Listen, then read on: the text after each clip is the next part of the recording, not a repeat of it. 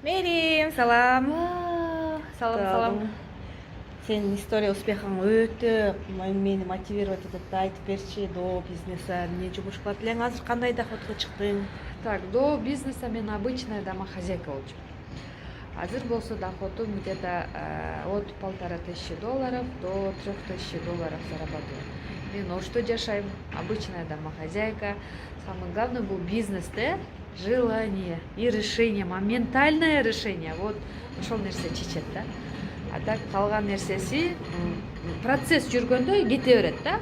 Вот самое главное решение чыгарып, адам старт алса эле болду. Калганы процессте өзүңөр билбей каласыңар, сезбей каласыңар, как положено кете берет. Даяр система бар, бизнес-план бардыгы даяр.